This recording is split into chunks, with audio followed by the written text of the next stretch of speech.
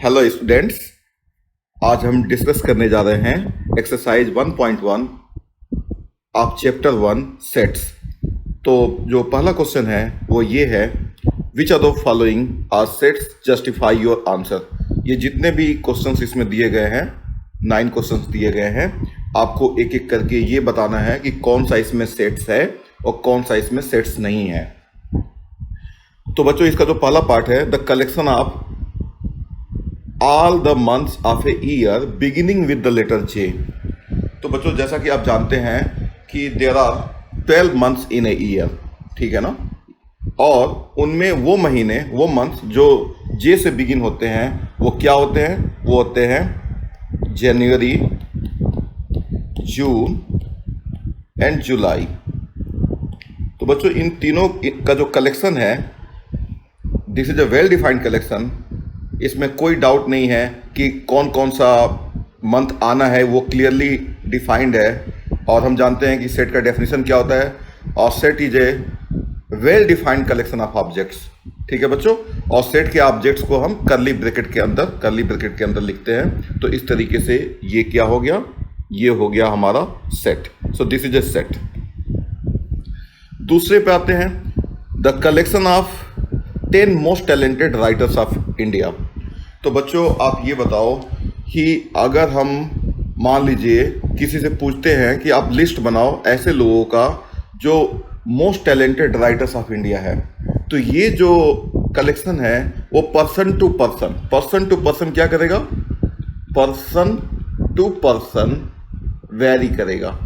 Means ये जो collection है, that is the collection of 10 most talented writers of India, ये वेल डिफाइंड कलेक्शन नहीं बनेगा। वेल डिफाइंड कलेक्शन का मतलब ये भी होता है कि जो कि पर्सन टू पर्सन वेरी ना करे, सभी लोग एक ही कलेक्शन तैयार करें।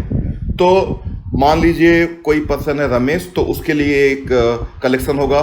कोई पर्सन मान लीजिए जो है रवि है, उसके लिए एक दूसरा कलेक्शन होगा, ठीक है बच्चों। तो इस तरीके से ये जो कलेक्शन है, this would just remain a collection, but this is not going to be a set, ठीक है बच्चों। तो this is not a set. फिर तीसरा पार्ट जो इसका है, a team of 11 best cricket batsman of the world. तो जो लॉजिक आपने सेकेंड में लगाया था वही लॉजिक यहां पे भी लग जाएगा, और ये भी जो है वो सेट नहीं होगा। The collection of all boys in your class. तो बच्चों, आप इमेजिन करो अपने बारे में।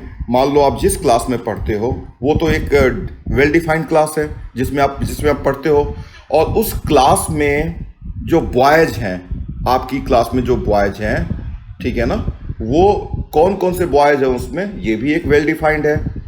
उसी क्लास का कोई दूसरा बच्चा अगर है, उसको अगर लिस्ट बनाने के लिए कहा जाए कि भाई इस क्लास की सभी बॉयज की लिस्ट बनाओ, तो वो भी वही लिस्ट बनाएगा जो आप बनाओगे, क्योंकि आप दोनों सेम क्लास में पढ़ रहे हो, ठीक है ना। तो जिस क्लास में आप पढ़ रहे हो उसमें बॉयज का जो कलेक्शन होगा वो क्या होगा? एक वेल डिफाइंड कलेक्शन होगा। तो इसलिए ये क्या हो जाएगा? ये एक सेट हो जाएगा।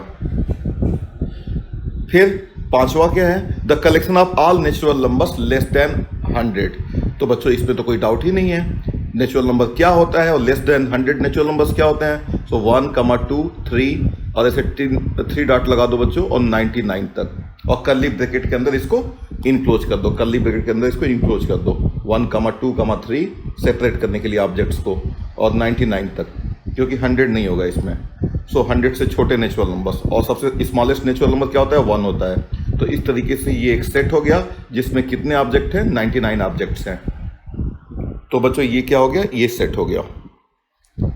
अ collection of novels written by writer Munshi Premchand. तो बच्चों, मुंशी प्रेमचंद ने कौन कौन से नॉवेल्स लिखे हैं, अगर आप जाओगे गूगल पे सर्च करोगे तो आपको पूरी लिस्ट मिल जाएगी, ठीक है बच्चों। जैसे कुछ नॉवेल्स, जैसे कि उनके द्वारा एक लिखा गया नॉवेल है गोदान है, गबन है, प्रतिज्ञा है, ठीक है ना, एंड सो ऑन। तो इस तरीके से पूरा एक लिस्ट मिल जाएगा, और वो सभी को सेम लिस्ट मिलेगा। चाहे आप गूगल पे सर्च करें या मैं गूगल पे सर्च करूं या कोई भी गूगल पे सर्च करे, और सर्च करके जो लिस्ट बनाएगा वो लिस्ट जो है पर्सन टू पर्सन वेरी नहीं करेगा, ठीक है ना। तो ये एक वेल डिफाइंड कलेक्शन है, और इसलिए ये एक सेट हो गया। फिर नेक्स्ट बच्चों है the collection of all even integers. So collection of all even integers की अगर बात करें हम, तो ऑल इवन इंटीजर्स क्या होते हैं बच्चों? 0, 2, -2, 4, -4 and so on. It would go on forever. This would go on forever. इसी को बोलते हैं कि ये ऐसे चलता रहेगा और ये इन्फिनिटी तक जाएगा। ठीक है बच्चों, I am not saying that infinity is a member of this, but this would go on forever. तो ये collection of all even integers हो गया। और ये बच्चों वेल डिफाइंड है कि इंटीजर क्या है क्या नहीं है, ये हमें पूरी तरीके से अच्छे से पता है, और उसका जो पूरा कलेक्शन होगा इसमें कोई कंफ्यूजन नहीं है। ठीक है ना, तो इसलिए ये भी एक क्या बन जाएगा, ये भी बन जाएगा एक set. The collection of question in this chapter. तो बस बच्चों इस चैप्टर में जितने भी क्वेश्चंस हैं उनका कलेक्शन क्या होगा, एक वेल डिफाइंड कलेक्शन है, तो इसलिए ये भी एक सेट बन जाएगा। और collection of most dangerous animals of the world. तो बच्चों जो डेंजरस जो वर्ड है ना, वो पर्सन टू पर्सन वेरी करता है। किसी के लिए कैट डेंजरस हो सकता है, और किसी के लिए कैट हो सकता है डेंजरस एनिमल ना हो, किसी के लिए डॉग डेंजरस हो सकता है किसी और के लिए डेंजरस एनिमल में डॉग ना आता हो। तो अलग अलग लोग अगर लिस्ट बनाएंगे डेंजरस एनिमल्स का, तो उन सब का लिस्ट अलग अलग होगा, और इस प्रकार ये बच्चों ये एक सेट नहीं है। तो आपने देखा क्वेश्चन नंबर 1 हमने डिस्कस कर लिया। अब बच्चों हम बात करते हैं क्वेश्चन नंबर 2 की। तो क्वेश्चन नंबर 2 क्या है बच्चों, क्वेश्चन नंबर 2 है let A is equal to, ये एक सेट है, insert the appropriate symbol this or this in the blank spaces. तो बच्चों इसका मतलब क्या होता है, बिलोंग्स टू। तो अगर या एलिमेंट ऑफ, जैसे मैं अगर बताऊं, जैसे ये सेट है बच्चों ए इज इक्वल टू मान लो है 1 2 3 4 5 6, ये एक सेट है क्योंकि ये जो 6 ऑब्जेक्ट्स हैं 1 2 3 4 5 6, इनका एक कलेक्शन है। इसको कर्ली ब्रैकेट के अंदर हमने लिख दिया है, ये एक सेट बन गया है। तो इस सेट में बच्चों अगर 5 की बात किया जाए तो 5 बिलोंग्स टू ए, और 5 इज एन एलिमेंट ऑफ ए हम बोल सकते हैं। इसी को हम सिंबल में कैसे लिखेंगे, तो यहां पे हम लगा देंगे बच्चों 5 बिलोंग्स टू ए, और यहां पे क्या लगाएंगे 8 इसका मेंबर नहीं है, तो यहां पे लिखेंगे 5 डज नॉट बिलोंग्स टू ए। 0 भी इसमें मेंबर नहीं है बच्चों, तो 0 डज नॉट बिलोंग्स टू ए। 4 क्या इसका मेंबर है, यस 4 इसका मेंबर है, 4 बिलोंग्स टू ए। 2 क्या इसका मेंबर है, 2 इसका मेंबर है, तो 2 बिलोंग्स टू ए। क्या 10 इसका मेंबर है बच्चों, 10 डज नॉट बिलोंग्स टू ए। ठीक है बच्चों, सो आई थिंक आपको ये क्वेश्चन अच्छे से समझ में आ गया है। अब क्वेश्चन नंबर 3 की बात करते हैं। Write the following sets in roster form. तो रोस्टर फॉर्म बच्चों क्या होता है, किसी भी सेट को रोस्टर फॉर्म में एक्सप्रेस, किसी भी सेट को हम 2 तरीके से एक्सप्रेस करते हैं। एक तो होता है रोस्टर फॉर्म, जिसको टेबुलर फॉर्म भी बोलते हैं, और दूसरा होता है set builder form. Set builder form 2 तरीके होते हैं किसी भी सेट को एक्सप्रेस करने के। तो बच्चों अगर हम बात करें, जो पहला सेट है, फर्स्ट सेट है, x such that x is a integer and x lies between minus, देखो इसको बोलते हैं सच दैट, x such that, ठीक है ना। सो x such that x is a integer and x lies between -3 to 7। तो बच्चों यहाँ पे x क्या क्या आ सकता है, तो यहाँ पे x आ सकता है, अब देखो -3 आ जाएगा, -2 आ जाएगा, -1, 0 1 2 3 4 5 और 6, ये सारे आ जाएंगे। 7 नहीं आएगा, क्योंकि देखो ये रियल लाइन है हमारी, यहाँ पे -3 है और यहाँ पे 7 है मान लो, और यहाँ पे x है और x इंटीजर है, तो क्या क्या आ जाएंगे, यहाँ पे -2 -1 0 1 2 3 4 5 6, ठीक है बच्चों।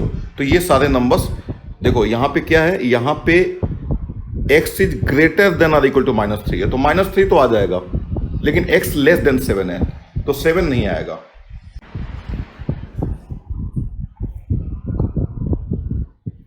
ठीक है बच्चों, तो इस तरीके से ये हमारा रोस्टर फॉर्म हो गया। दूसरा इसी का जो पार्ट है, x such that x is a natural number less than 6, तो ये बड़ा ऑब्वियस बात है बच्चों, 1 2 3 4 5, लेस देन 6 का मतलब it would begin from 5, 4, 3, 2 and 1, क्योंकि 1 is the smallest natural number. फिर तीसरा पार्ट क्या है, x such that x is a 2-digit natural number such that the sum of its digit is 8। तो बच्चों c की अगर हम बात करें, थर्ड की अगर हम बात करें, c क्या है, ये जो c सेट है a b, देखो ये a से इसको डिनोट करें, इसको b से, इसको c से। सेट को हम यूजुअली जो है capital letter a b c d x y z से डिनोट करते हैं यूजुअली। तो x such that x is a 2-digit natural number such that the sum of its digit is 8। तो बच्चों वो कौन सा 2-digit नंबर है जिसके सम ऑफ द डिजिट्स, तो 1 7 ले लो, फिर 2 6 ले लो, फिर 3 5 ले लो आप, फिर 4 4 ले लो आप, फिर 5 3 ले लो, फिर 6 2 ले लो, फिर 7 1 ले लो। ठीक है ना। तो ये सारे 2-digit नंबर्स हैं जिनके सम ऑफ द डिजिट्स कितना है, 8 है। So this is the, you can say, roster form. This is a set builder form. This is a set builder form. These are all in the set builder form. ठीक है बच्चों, तो आपको पता भी चल गया कि सेट बिल्डर फॉर्म क्या होता है। ये भी सेट को रिप्रेजेंट करने का एक तरीका होता है, और उसी का ये रोस्टर फॉर्म हो गया। तो सी का रोस्टर फॉर्म आ गया। X such that x is a prime number which is divisor of 60। तो बच्चों 60 के डिवाइजर्स क्या क्या हो सकते हैं, 60 के डिवाइजर्स क्या क्या हो सकते हैं आप बताओ। तो डी की बात अगर किया जाए तो 60 के जो डिवाइजर्स जो प्राइम है, तो सबसे स्मॉलेस्ट प्राइम क्या होता है, सबसे स्मॉलेस्ट प्राइम क्या होता है 2, और उसके बाद से क्या होगा 3 होगा, फिर क्या होगा 5 होगा, और ये सब 60 को डिवाइड कर रहे हैं कि और कोई दूसरा प्राइम नहीं है जो इसको डिवाइड करे। तो व्हाट आर द प्राइम्स। अब वैसे भी अगर 60 को आप एक्सप्रेस करोगे as a product of primes, हर एक इंटीजर को हम प्रोडक्ट ऑफ प्राइम एक्सप्रेस कर सकते हैं। तो 20 इंटू 3, फिर इसको लिख लो 5 इंटू 4 इंटू 3, और इसको लिख लो आप 2 into 2 into 3, 2 into 2 into 3 into 5। सो बच्चों इसके जो प्राइम डिवाइजर्स हैं वो 2 3 5 ही हैं और कोई नहीं है। सो इसके जो प्राइम डिवाइजर्स हो गए वो क्या हो गए 2 3 5, और कोई नहीं है इसमें। तो ये इस सेट का क्या है, एक रोस्टर फॉर्म है बच्चों। फिर उसके बाद से the set of all letters in the word trigonometry. तो टिग्नोमेट्री में बच्चों जो भी लेटर्स हैं उनका कलेक्शन। तो टिग्नोमेट्री जो वर्ड है वो किससे मिलकर बना है, टी से मिलकर बना है, आर से मिलकर बना है, फिर आई से मिलकर बना है, फिर जी से मिलकर बना है। यहां पे मैं लिख लेता हूं, देखो टिग्नोमेट्री टी, बस क्या करना है हमको, आप टी आर आप सब लिख लो, चलो T R I G O N O M E T R Y, ये एक सेट आपने लिख लिया ऐसे। अब इसमें देखो बच्चों ये टी क्या है, ये रिपीट कर रहा है, तो इसको हटा दो आप, रखने की कोई जरूरत नहीं है रिपीटेशन अगर हो रहा है तो। फिर ये भी आर रिपीट कर रहा है, इसको भी हटा दो, और ये ओ रिपीट कर रहा है, इसको भी हटा दो। तो इस तरीके से जो ये सेट बन जाएगा T R I G O N M E Y. ठीक है बच्चों, तो देखो ये जो है हमारा सेट हो गया जो एक रोस्टर फॉर्म में है। मैं आप लोगों को एक बात यहाँ पे बताना चाहता हूँ बच्चों, देखो ये सेट है 1 2 3 जिसमें 3 ऑब्जेक्ट्स हैं, ये सेट इसके इक्वल है 2 1 3। सेट के अंदर order of the objects matter नहीं करता है, और अगर इसी को 2 बार लिख दोगे 1 1 2 3 तो भी कोई प्रॉब्लम नहीं है। लेकिन यूजुअली हम सेट के अंदर ऑब्जेक्ट्स को रिपीट नहीं करते हैं, एक ही बार लिखते हैं उसको। तो इसलिए हमने ये जो रिपीटेशन था उसको हटा दिया, और इस तरीके से बच्चों ये इसका रोस्टर फॉर्म हमने फाइंड आउट कर लिया ट्रिग्नोमेट्री का। The set of all letters in the word trigonometry, ये जो सेट था हमारा सेट बिल्डर फॉर्म में था, इसका हमने रोस्टर फॉर्म बना लिया। This is the roster form. ठीक है बच्चों। The set of all letters in the word better. तो बेटर की बात करोगे तो सारे जो लेटर्स हैं बी, फिर ई, टी 2 बार है तो उसको बस 1 बार लिखो, फिर ई आ रहा है उसको मत लिखो, that's all. This is a set B E T R. तो इस तरीके से बच्चों हमने क्वेश्चन नंबर 3 को सॉल्व कर लिया, हमने रोस्टर फॉर्म में इसको लिख लिया।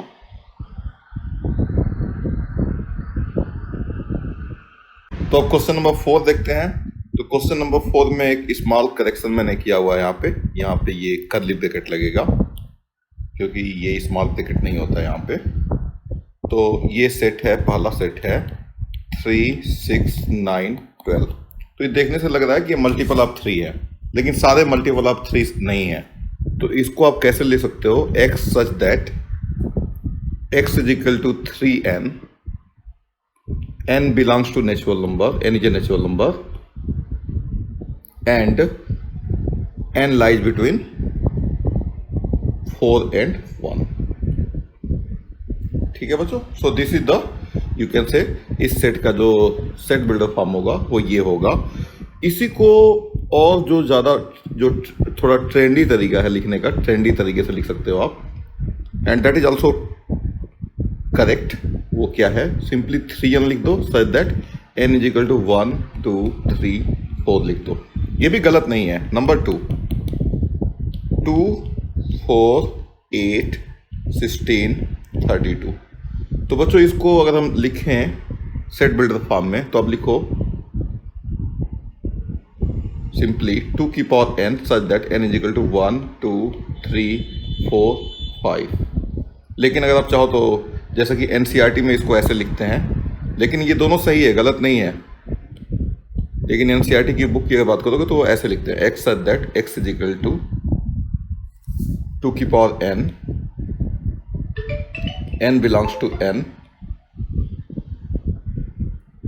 and n lies between 1 and 5। तो both are correct। नंबर 3 जो है बच्चों ये है, इसको 5, 25, 125, तो इसको कैसे लिख सकते हैं, x such that x is equal to 5 की power n, n belongs to natural number. Natural number का सेट बच्चों ऐसे, इसको हम नेचुरल नंबर सेट को हम n से डिनोट करते हैं, और यहाँ पे एक लाइन में ड्रा कर देता हूँ जिससे कि ये जो नॉर्मल जो अल्फाबेट होता है उससे इसको अलग बना लेते हैं। या आप ऐसे भी लिख सकते हो, थोड़ा बोल्ड तरीके से, ऐसे भी लिख सकते हो। तो n belongs to n and n lies between 1 and 4। ये सिंबल आप ध्यान रखना, less than or equal to 4 का है। ठीक बच्चों, और फोर्थ जो है हमारा, फोर्थ क्या होगा, fourth 2, 4, 6, 8 and so on. So x says that x is a even natural number, natural number। ये आपको ध्यान रखना है कि सेट बिल्डर फॉर्म यूनिक नहीं होता है। इसी को आप ऐसे भी लिख सकते हो 2n such that n is equal to 1, 2, 3 and so on। या इसी को लिख सकते हो 2n such that n belongs to n।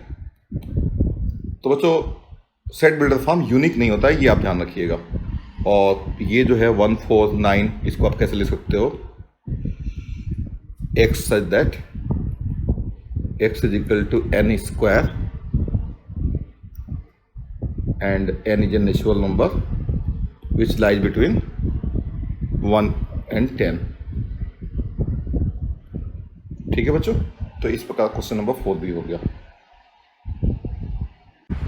अब चलिए चलते हैं क्वेश्चन नंबर 5 पे।